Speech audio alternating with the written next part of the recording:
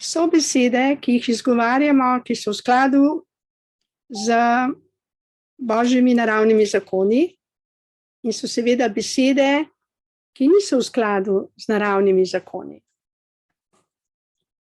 In vsaka izrečena beseda je seme, ki ga posejemo ali v naše življenje ali v življenje bližnjih. Zato moramo izredno paziti, kaj govorimo, kaj mislimo in v kaj verjamemo. V poslednjih časih bomo res živeli od božjih besed, ki bojo prihajale iz božjih ust. In pomembno je, da veste, komu boste verjeli. A boste verjeli politikom? A boste verjeli zdravnikom? A boste verjeli kulturnim delavcem? Prijateljem? Partnerjem? Ali boste verjeli božji besedi, ki oživlja, ki nas usrečuje, ki nas ozdravlja, ki nas povezuje, ki nas navdihuje in ki je brezplačni dar dobesedno iz neba. Ko je bil Jezus 40 dni v puščavi, je imel preizkus, test. Če si Božji sin, iz kamna naredi kruh. Ampak Jezus je vedel. In je tudi zato izrekel besede. Človek naj ne je samo od kruha, ampak naj je Božjo besedo.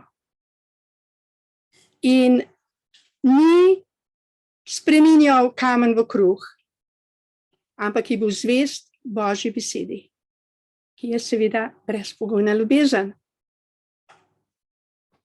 Tudi ko je Mojzes izpeljal Izraelce iz Egipta, so 40 let bili v puščavi.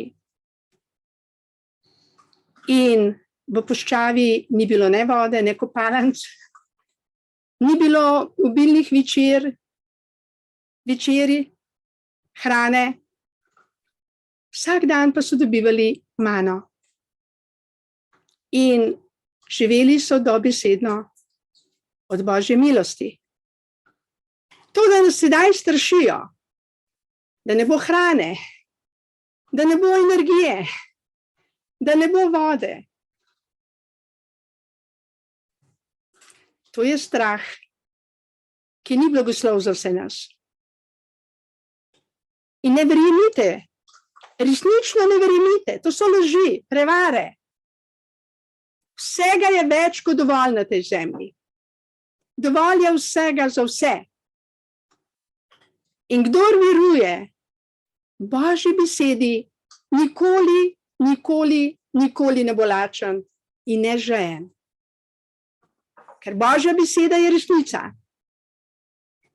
Imamo prečudovit planet. Imamo prečudovite rože, sadje, zelenjavo.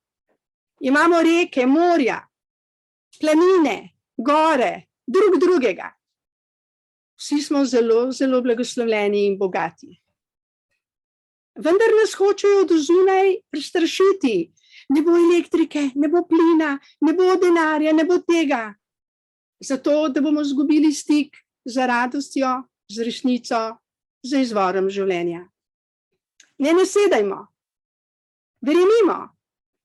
Verjemimo besedi Božji, ki prihaja resnično iz Božjih ust.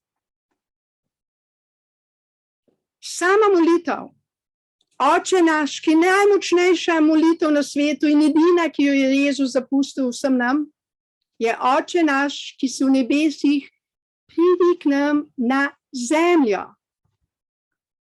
Zgodi se tvoja volja, kakor v nebesih, tako tudi na zemlji.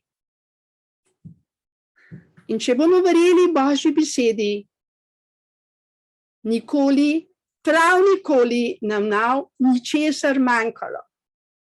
Ničesar. Božji otroci smo in Bog Oče skrbi za vse nas. Je skrbel, skrbi in bo skrbel. In zato radujmo se, veselimo se in ne verujmo besedam, ki niso Božje. Prosila bi Edna, da nam nekaj tudi on pove, ker so njegove besede, tudi Božje besede, in njegovo srce je čisto, in njegov duh je voljan, in njegov stavek. Vsi moramo biti predsedniki svojega življenja. Je vstopnica v raj na zemlji, v Božje kraljestvo na zemlji.